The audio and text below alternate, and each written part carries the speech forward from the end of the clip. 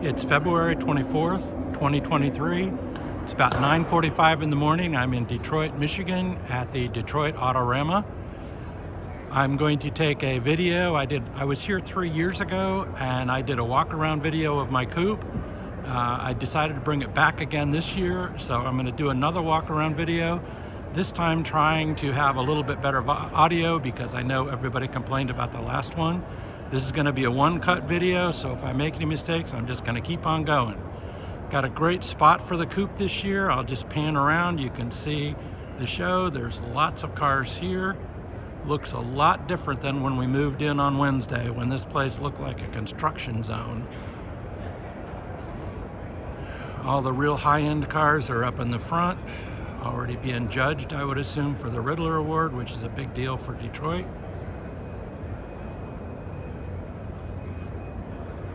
But I'll just do a slow walk around of the car, much like I did the last time.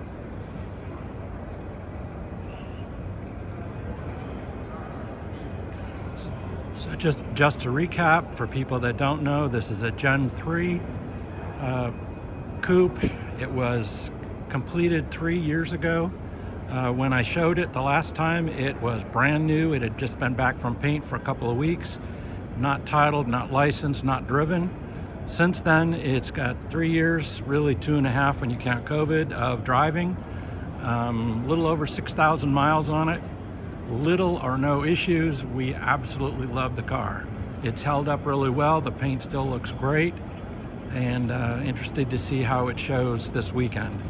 It has a Generation 3 Coyote under the hood. I'll get the hood open here.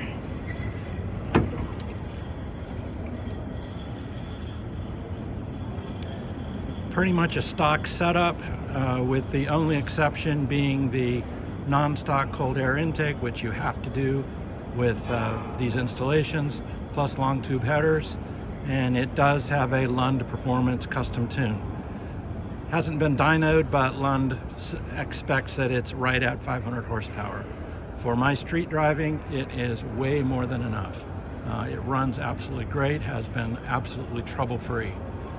Behind it is a Tremec T56 6-speed, which I really like as well. And it's got the IRS suspension with 373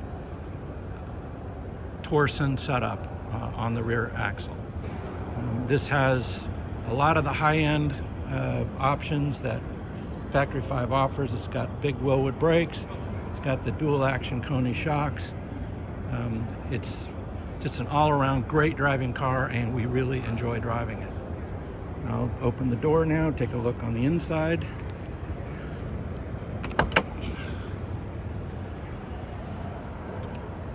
One of my goals on the interior was to make it kind of a sports car theme. So a lot of the parts from Factory 5 were used, but I did kind of modify some things to try to make it a little more sports car like versus its heritage as a race car. The dash, a lot of it's stock, but I remade a lot of it, and it's covered in vinyl. Added a glove box, and again, you can see everything I've done. I've made some door cards for it. You can see them here with using the space available inside the doors for some storage, which you never seem to have enough of that. It has heat and air conditioning. It's the Factory 5 optional air. The heat works great. The air is adequate. I'll put it at that. It certainly is fine for Michigan weather. For warmer weathers, it might be a little bit less, but it's still way better than nothing, because these cars are loud, is well known, and they are not cool. So you need to have something. We do have the optional windows, and also it has gas and side pipes. Walking around to the back.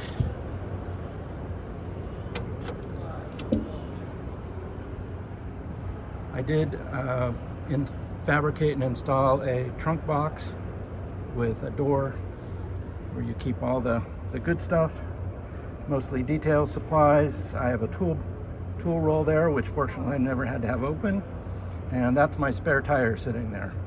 It's actually an inflator with that's supplied on a lot of OE cars these days that I hope never to have to use. I did paint it all over candy red. Left off the scoops, left off the stripes. Just again, kind of the sports car theme, but I did do the white on the back, just kind of as a tribute to the original Cobras. You can see the back is the stock Factory 5 lights, and I did add backup lights.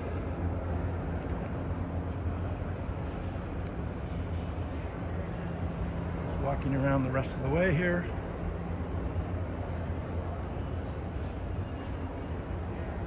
These are new pontoon covers I just made a couple of weeks ago. I decided for the show it had to have something different than it did 3 years ago, so those are literally the only thing that I've changed since then. Closing the hood back down again. Walking around to the front. Pretty much stock here, except I did add LED headlights, and the running lights, which you can just barely see there, are also LEDs. Don't drive it too much at night, but when we do, you can see out of it really well.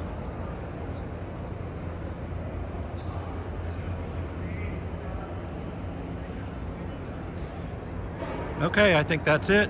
Hope you enjoyed. Hope this turns out a little better than the last time. And looking forward to a great show. It's open to the public in about 2 hours. Thanks.